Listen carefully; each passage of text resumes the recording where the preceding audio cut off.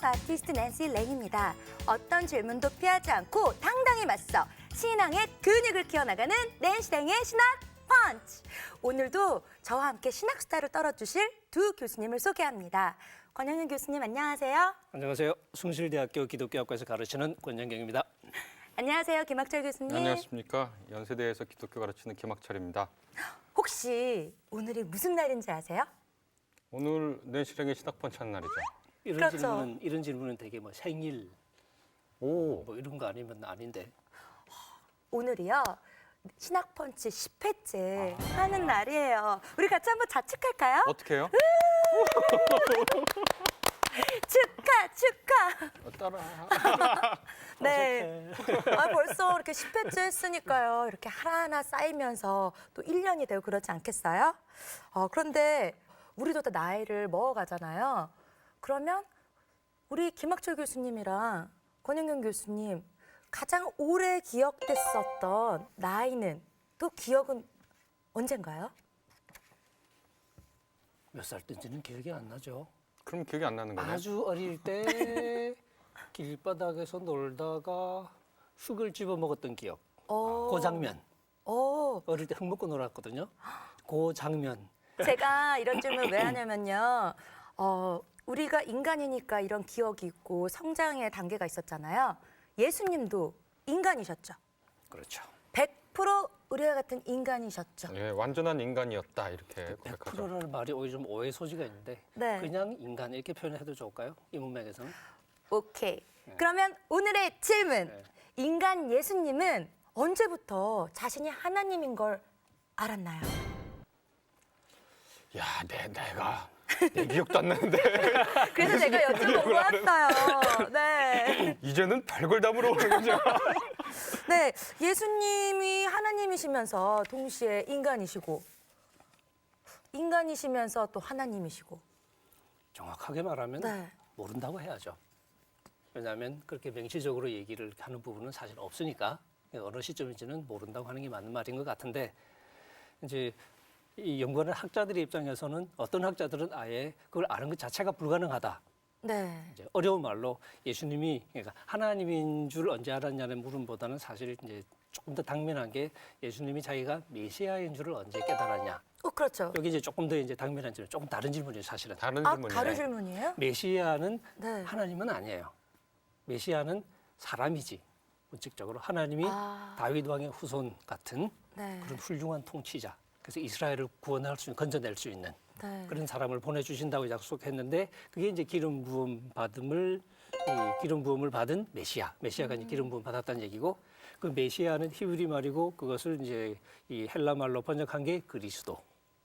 그러니까 메시아는 그리스도 같은 말인데 그렇죠. 그러니까 예수님이 그러니까 나사렛 예수라는 한 인간이 네. 그죠? 나사렛 출신의 예수라는 한 인간이 언제부터 자신이 메시아적인 소명을 가지고 태어났다는 것을 인식했느냐 하는 물음인데 이제 엄밀히 대답하기는 우리가 가진 데이터, 복음서의 데이터가 그게 대해서는 말을 해주지 않는다. 근데 이제 유추해 볼 수는 있겠죠. 네네. 근데 유추해 본다면 뭐 우리가 쓸 수 있는 자료가 별로 없잖아요. 하지만 가장 결정적인 사건은 아무래도 이제 복음서에 다 나오는 예수님의 세례 사건. 세례를 받으시면서 하늘이 열리고 음성이 들리죠. 이는 내 사랑하는 아들이다. 이제 그 시점이 가장 결정적인 의미에서 어떤 메시아적인 소명을 선명하게 이제 인식하는. 물론 이것이 이전부터 있던 것을 확인하는 거였는지 네. 아니면 잘 몰랐던 것을 깨닫게 된 시점인지 우리가 말할 수는 없어요. 그 스스로 깨달았는지 아니면 정말 그 하나님께서 뭐라 그래야 되죠? 근데 말씀을 하셔서 예, 알게 된 건지. 그 두 가지가 섞였을 가능성도 있죠. 네. 근데 어쨌든 한 인간으로 태어나서 우리처럼 이렇게 보통 성장해 나가는 과정을 겪었고 그렇게 보면 어떤 면에서는 우리가 이렇게 성장하면서 나름대로 소명을 깨달아가는 과정하고 네. 너무 다르게 생각하기도 힘들지 않을까 그런 생각을 좀 해볼 수 있을 것 같아요. 예수님은 언제 자신이 하나님인 걸 알게 되었나요? 이런 질문은 제가 거의 들어본 적이 없는 것 같아요. 어떠세요? 아마 요한복음을 읽으면서는 할 수 있는 질문일 수도 있겠죠. 그렇죠. 요한복음 시작할 때 네. 이제 이 하나님이 육신이 되신 분으로 이렇게 묘사를 해 나가니까 네. 이제 그걸 이제 다른 복음서하고 섞으면 메시아로 오셨다는 얘기하고 사실 하나님이 인간이 되셨다는 얘기하고 거의 같은 얘기로 읽을 수 있을 테니까 이제 질문이 섞이는데 엄밀히 말하면 메시아가 하나님은 아니기 때문에 네. 그 두 가지는 좀 구분하는 게 맞긴 그래서 하죠. 저 요한복음 같은 데는요. 예수님이 세례받은 사건 자체를 아예 보도하지 않습니다. 그래요? 네. 거기선 이미 하나님이시니까 굳이 뭐 세례 사건을 굳이 보도할 필요성을 못 느꼈죠. 요한이. 예수님은 도대체 언제 자신이 하나님인 걸 안 거예요? 그냥 이 질문 뭐 대답은 하셨지만 여전히 궁금한 부분이거든요. 제가 아까 모른다 그랬잖아요. 제가 예수님이 아니라서. 그렇네요. 예. 그러니까 이제 일단은 우리가 그걸 언제 아셨냐는 질문은 확실한 대답이 가능한 질문은 아닌 것 같고요. 추정해 볼 수도 있겠지만 그 추정이라는 게 제가 큰 의미가 있는 것 같지는 않아요. 다만 예수님이 본격적인 사역을 하시는 시점에서는 복음서의 언어를 봤을 때는 예수님이 그런 자신의 그 위치를 충분히 의식하셨다고 말을 할 수 있는데 언제부터 그랬냐는 전 잘 모르겠어요. 저보다 이렇게 훨씬 더 이렇게 훌륭하신 분들이 그 시점에 대해서 좀 더 구체적으로 말할 수 있을지는 모르겠는데 네. 제가 보기는 모르겠고 우리가 보통 이제 하나님, 사람 얘기할 때 예수님은 100% 하나님이고 100% 사람이고 이제 이게 신약 성서에는 안 나오지만 우리는 그렇게 알고 그러니까 그 있잖아요. 이후에 네. 이제 교리 논쟁에서 기독론 그러니까 이제 예수님에 관한 교리를 기독론이라 그러죠. 네.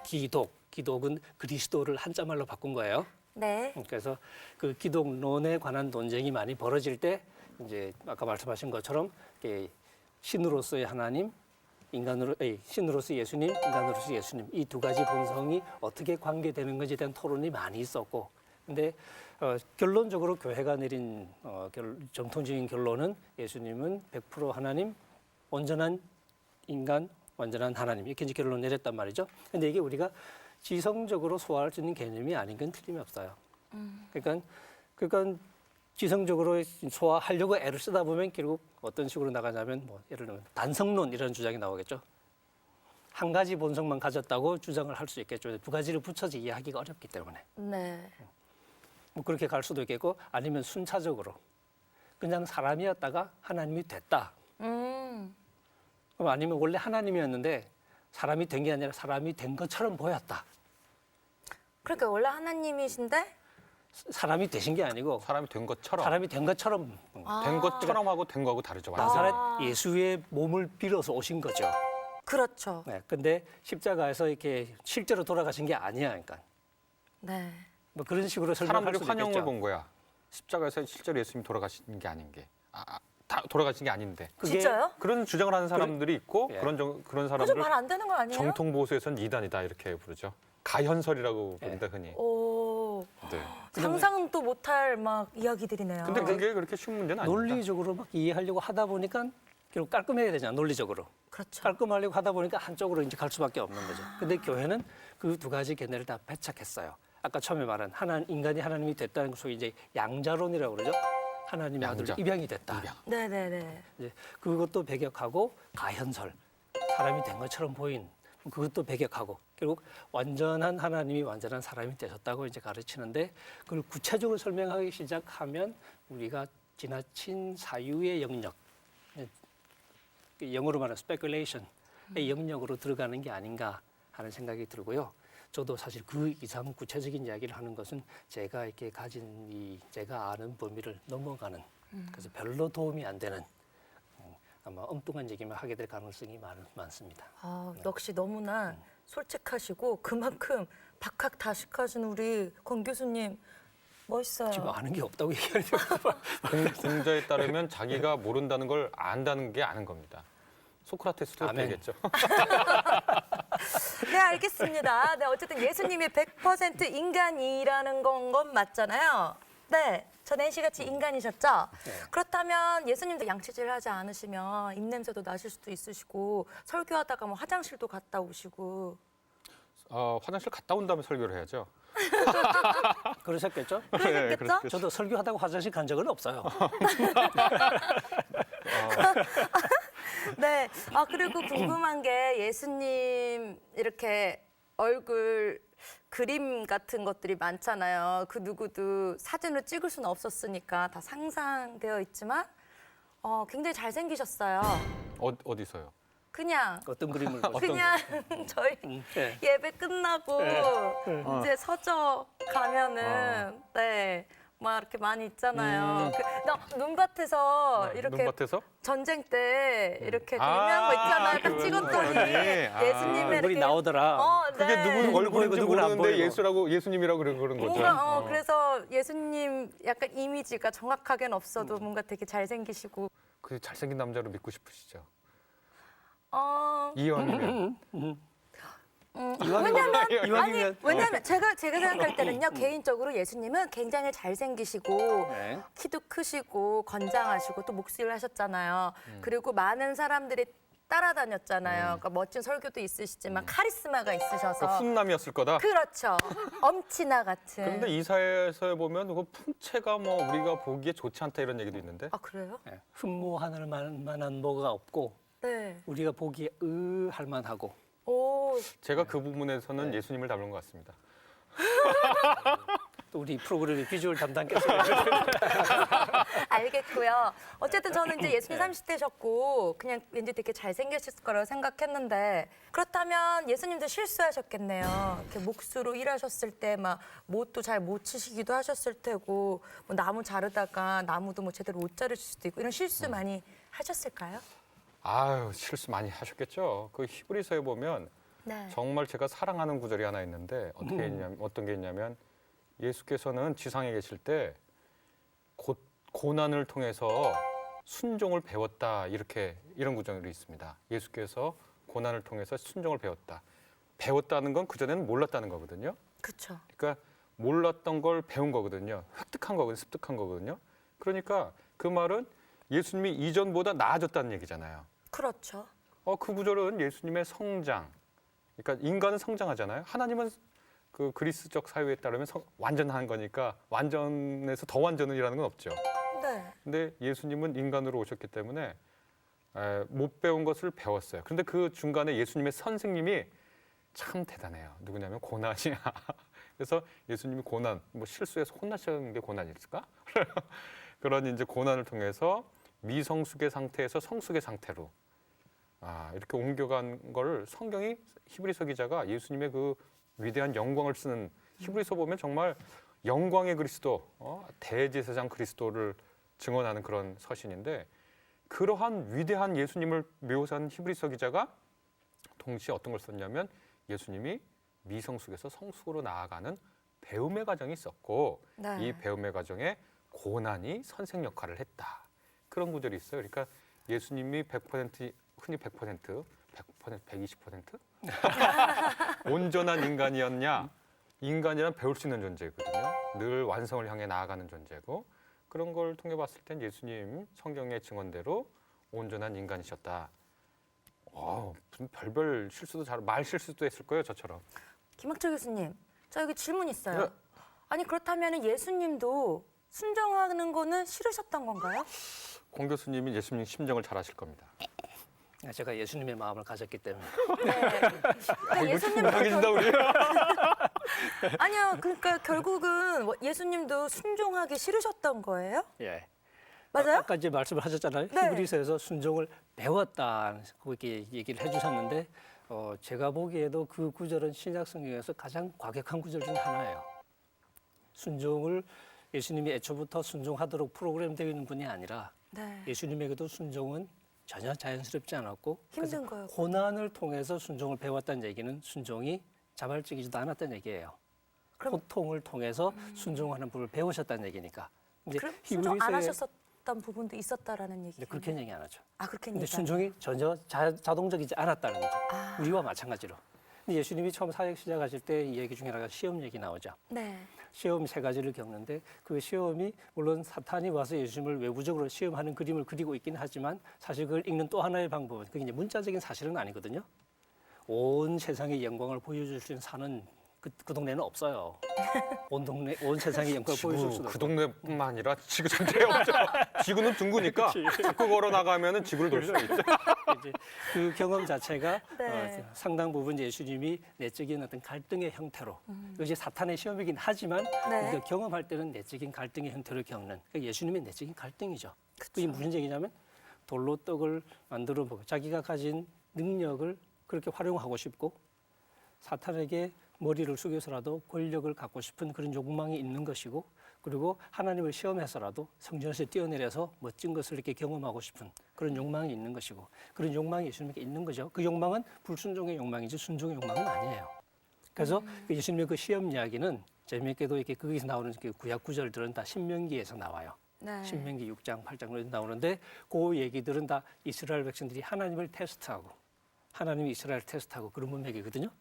그리고 불순종 얘기예요. 네. 근데 이스라엘이 불순종했던 그 문맥에서 예수님은 오히려 그 유혹을 이기고 순종하신 그림으로 그려져요. 근데 문제는 예수님의 이 순종이 유혹을 이기는 과정이지 유혹 자체가 없는 과정이 아니라는 거죠.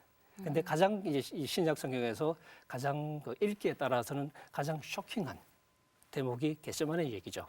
네. 예수님이 자기가 십자가의 길을 걸어야 한다는 걸 진작부터 알고 계셨고 그렇죠. 그리고 이제 이 베드로하고 싸울 때도 사탄아 물러가라라고까지 얘기하시면서 십자가 길을 고집 피우셨고 근데 마지막에 왔어요. 마지막에 예수님이 뭐 하시냐?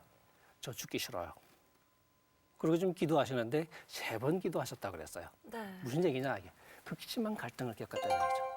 어쨌거나 하나님의 뜻이 분명하게 인식이 된 건 사실인데 그 하나님의 뜻을 받아들이기가 싫었던 거죠. 그래서 그렇죠. 할 수 있거든 이 잔을 내게서 옮겨달라. 그래놓고 나중에는 또 기도하실 때 하지만 내 뜻대로 하지 마시고 아버지 뜻대로.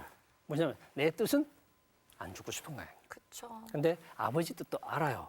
그래서 네. 결국에는 내 뜻대로 하지 마시고 아버지 뜻대로 해야 되기를 원합니다 하고 기도하고 순종하셨지만 네. 그 갈등은 굉장히 생생한 갈등이었고 맞아요. 어떻게 보면 복음 이야기에서 가장 위기 상황이라고도 말할 수 있는 그런 얘기. 그러니까 예수님이 순종하셨다는 이야기가 우리와는 전혀 다른 분이 그냥 저절로 순종하셨다는 얘기가 아니라 우리가 힘겨워하는 그런 유혹의 상황에 똑같이 히브리서 표현처럼 우리와 모든 면에서 똑같이 시험을 받으셨다. 근데 순종 자체가 애초부터 쉬웠다. 그러면 히브리서 관점에 따르면 구원의 효력 자체가 없는 거예요. 그렇겠네요. 우리 김학철 교수님 또 다른 얘기를 더 하실 수 있을 것 같은데. 성경은 참 재밌습니다. 지금 그권 교수님께서 감동적으로 말씀하신 겟세마네 네. 공간복음은 딱 그렇게 권 교수님이 아주 잘 말씀하셨는데 요한복음서는 또 다른 예수님의 모습을 보여주기도 합니다. 사실은 어떤 모습이죠? 겟세마네에서 요한복음의 예수님은 고민하지 않습니다.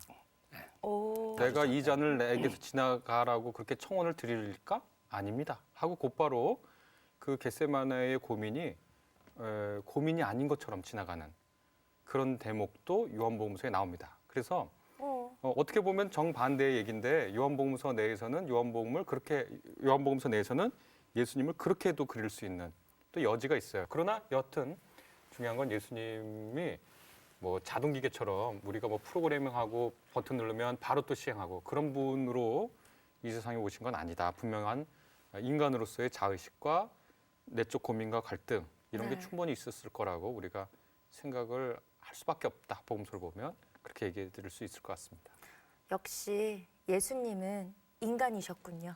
그렇죠. 예수님의 그 네. 여정은 그 인간의 여정이어야 우리에게 구원의 의미가 있는 거죠. 그렇죠. 그냥 완전체로 그냥 하나님으로 딱 와버리시면 우리가 깨달을 수 없으니까. 숭배의 대상은 될 수 있지만 우리를 이끌어 주시고 우리가 그 길을 따라가는 그런 힘은 없는 거죠. 히브리서가 말하는 우리 운명의 선구자, 우리 운명의 개척자가 되실 수는 없는 거죠. 거기 파이오니아라고 그랬거든요. 파이오니아면 먼저 가가지고 그 일을 하는 거잖아요. 그렇죠. 그럼 많은 사람들이 그 길을 예수님이 낸 길을 따라가는 거예요. 네. 그게 예수님이 하신 일이니까 인간이 아니시면 아니 저분이야 원래 하나님이잖아. 그렇죠. 원래 할 수 있는 거니까 원래 어려운 거 잘났잖아. 아니잖아. 어려운 거 아니잖아. 이렇게 되는데 히브리서는 그걸 정확하게 알고 있는 거죠. 그래서 예수님은 우리 신앙의 선구자다. 네. 파이오니아다. 그러니까 먼저 가셨다. 그러니 여러분도 갈 수 있습니다. 그 길이 사는 길입니다. 이렇게 말씀해 주는 거죠. 우리가 구원을 얘기할 때 조금 이렇게 통상 우리가 대속 개념에만 너무 치중하는 경향이 있잖아요. 네. 내 죄를 대신해서. 물론 대신해야 되는 부분이 있죠. 아기가 처음 태어나면 다 해줘야 되잖아. 그렇죠. 그렇죠. 하지만 다 해주면 아기가 잘 자라냐 그건 아니죠. 어느 그쵸. 시점이 되면 아이는 저절로 지가 하려고 그러잖아요. 그렇죠. 제가 예를 잘 드는데 밥 먹는 거 보면 조금만 크면 애가 이제 숟가락 지가 잡고 먹겠다고 하죠. 네. 아이가 자라는 과정에서 보면 지극히 자연스러운 과정이죠. 네. 근데 만약에 그게 안쓰러워서 쥐어줬더니 먹는 거 얼마 없고 다 버려. 네. 그게 안타깝거나 그 치우기 귀찮아서 엄마가 야야 내가 먹여줄게. 그리고 계속 먹여준다고 생각해 보세요. 그러면 애는 못 자라잖아요. 네. 그러니까 이게 이 실수이긴 하지만 그 실수의 과정이 결국은 성숙의 과정이죠. 네. 우리가 구원받는다라는 그 말 속에는 한편으로 보면 이제 우리가 어떤 성숙해가는 히브리서를 많이 강조하는데 그 성숙의 과정을 겪어가야 되는데 우리가 그럴 준비가 안 돼 있는, 그럴 가능성이 없는 그런 우리에게 예수님이 우리와 똑같은 인간으로 오셨다. 오셔서 뭘 하시냐? 길을 개척한다는 거죠. 길을 열어주시고 그 길을 열어서 우리는 이제 그래서 히브리서는 예수님을 선구자라고 그러죠. 선구자, 문자 그대로 그죠? 앞서서 달려가신 분. 네. 히브리서에 실제로 앞서서 달려가신 분이라는 단어가 나와요. 오. 예, 먼저 달려가신 분. 네. 그 6장에 보면. 그러니까 먼저 달려가셨다는 얘기는 무슨 얘기냐? 우리가 뒤따라간다는 얘기죠. 그렇죠. 그게 아니면 그냥 혼자 달려가신 분일 텐데. 그렇죠. 근데 먼저 달려가셨다는 얘기는 네. 우리가 뒤따라가는 걸 전제하고 하는 얘기예요. 아. 그러니까 구원의 그림이라는 것이 우리가 가야 할 길이 있어요. 근데 그 길을 우리가 못 가니까 이제 하나님이 인간의 몸으로 오셔서 우리와 똑같은 조건 속에서 우리에게 길을 만들어 주시고 길을 보여 주시고 그래서 히브리서 말처럼 이제 우리는 그 예수님을 바라보면서 우리에게 주어진 이 달리기를 네. 열심히 달려가자. 네. 그렇게 이제 얘기를 하고 있는 거죠. 그 그림 속에서 보면 예수님이 우리와 똑같은 인간이 되셨다는 것은 구원의 가장 근본적인 조건에 해당하고 구원자의 그러네요. 가장 근본적인 조건. 그래서 이 예수님이 고난을 통해서 온전하게 되신 얘기를 하는데 고난을 통해서 온전하게 되셨다는 얘기는 고난을 통해서 구원자로서 충분한 자격을 갖추셨다. 그렇게 이해할 수 있거든요. 네. 그러니까 그게 그러니까 우리를 구원할 수 있는 거죠. 이게 단순히 교리적인 의미 외에도 사실은 그냥 경험적인 얘기도 차원도 우리가 뭐 시간이 되면 얘기를 해볼 수 있을 것 같아요. 네. 그러면 어쨌든 우리 예수님 인간이셨고 30대셨고요. 그리고 남자셨잖아요. 그러면 건강한 남자셨으니까 이거 질문이 좀 뭔가 저의 질문은 이렇게 건강하고 멋진 예수님이 야한 생각 하셨을까요? 야한 생각이요? 네. 저 야한 생각 많이 하면 머리가 휘어진다 그러더라고요, 빨리. 지금 어떠세요? 예수님의 심정은 어떤 거였나요? 그러니까 예수님도 몽정하셨을까요? 야한 생각하고 왜냐면 그게 이제 자연스러운 거죠. 인간이시니까. 그래서 이런 것도 되게 궁금해요. 우리가 겪는 모든 것을 이렇게 겪었다고 보는 게 가장 자연스럽죠. 네. 왜냐하면 사실 이렇게 민감한 주제긴 해요. 이게 성이라는 게 이 가장 터부가 심하고 가장 또 민감한 주제라서 우리가 꺼내기가 쉽지는 않은데, 네. 근데 현실적으로 가장 인간 사회에서 중요한 주제가 또 성이잖아요. 그렇죠. 또 이렇게 뭐 남자 얘기 하셨지만 남자뿐이 아니라 저도 어떤 면에서 마찬가지인데 가장 큰 고민의 주제이기도 하고 가장 큰 네. 관심의 주제이기도 하고 그 부분에서 만약 예수님이 우리와는 전혀 다른 분이다. 예수님은 아무리 예쁜 여자가 지나가도 전혀 눈이 안 돌아가. 아무런 생각도 없고 아무런 유혹도 안 받고 그런 분이셨다고 쳐보면 네. 예수님은 우리하고는 별 관계 없는 분이에요. 약간 외계인 같은 그분은 거잖아요. 그러니까 그럼. 인간이 아닌 거죠. 그렇죠. 인간이 아닌 건 아 거죠. 근데 그거는 약간만 제가 얘기하고 하게 되는데 사실 인류의 인간들의 뭐 몇 %인가가 무성애자들도 있습니다. 네, 뭐 그렇게 그러니까 네, 그러니까 인간이 해야 된다. 그건 너무 그분들에게 상처가 되는 말 같으니까 하고 대다수의 성적 인간들은 이성의 호기심 이상의 걸 느끼는데 예수님도 만약에 대다수의 많은 사람들처럼 그렇게 그런 분이었다면 이성의 호기심을 느끼고 그랬을까? 그렇다고 얘기할 수밖에 없겠죠. 그리고 성서에서 그런 것과 관련돼서 예수님과 관련돼서 그 부분이 가장 잘 드러나는 게 바로 이 향유 부은 여인 얘기입니다. 혹시 아세요? 그래요? 아니요. 얘기해 주세요. 예수님 발에 향유 부은 여인 이야기. 알죠. 그다음 향유를 원래는 잔치에서 잔치가 절정에 오르면 그 기름을 사람 주변의 머리에 부으면서 축하를 하거든요. 네. 그런데 그 여인은 자기가 갖고 온 모아온 그 향유 비싼 거를 예수님의 발에 붓고 그다음에 발에 부은 그거를 뭘로 씻어낸 줄 아세요? 몰라요. 머리카락으로. 예수님의 발에 향유를 붓고 눈물로 그 발을 눈물로 그 발을 그러면 적시고 이게 만약 예수님 발이라고 예수님 발이라고 하면 네. 막 이렇게 한다면 이걸로 막 네. 이렇게 네, 향기를 어디다 그런 붓고 거예요? 눈물을 하고 어떻게 생각하세요? 굉장히 섹슈얼하죠. 네. 아니 그런 장면들도 있는데 예수님 그때 그걸 이제 성적인 장면으로도 볼 수 있고 그것이 어떤 그 신앙의 그 장면으로도 둘 다 해석이 가능한 그렇죠, 거예요. 그렇죠. 그러면서 이제 예수님이 그거를 야, 너 이러면 나 오해받아. 그러지 마. 이렇게 하지 않고 그걸 그대로 놔두고 나아가서 어떻게 하겠냐. 네. 복음이 전파되는 곳마다 이 여인이 이렇게 한 걸 기억해라. 그러니까 완전 굉장히 중요한 사건으로 얘기했어요. 그 다음에 이제 해석이 갔다 어떻게 이제 그걸 해석하냐면 예수님의 장례를 준비했다 이렇게 하는데 그러니까 그 장면을 사실은 예수님의 죽음에 대한 장례 준비로도 볼 수 있지만 실상 그 장면 자체로 놓고 보면 굉장히 성적인 함의가 풍성한 건데 향기, 네. 여인의 머리카락, 눈물, 네. 발을 씻음, 네. 접촉. 얼마나 이 그 성적이에요. 그렇죠. 그 전체적으로. 신발을 닦은 것도 아니고. 네. 일종의 그게 뭐냐면 하나님과 하나가 되고자 하는 그 에로스의 욕망이거든요. 그리고 온전하게 되고자 하는 인간이 그런 욕망이 일종의 성적인 상징을 통해 나타난 거고 예수님은 그거를 아휴 너는 왜 그러니 이렇게 하지 않으시고 그걸 그대로 받아들이시고 어떤 분은 그걸 뭐 예수님 즐겼다 이런 얘기까지도 하는데 그거는 뭐 그렇게 예수님이 아니니까 그건 얘기할 수 없지만 네. 그러니까 그 장면을 놓고 보면 예수님이 인간의 성적인 이미지나 그런 걸로 표현될 수 있는 어떤 신앙적 형태 이런 걸 충분히 용인하셨던 분이다. 그걸 다른 말로 바꾸면 또 층에 들어가면 예수님도 30대, 20대, 10대 때 옆집에 있는 엘리자베스를 보면서 쟤 나랑 사귀었으면 좋겠다 이런 생각을 하셨을 했을 것 가능성이 같아요.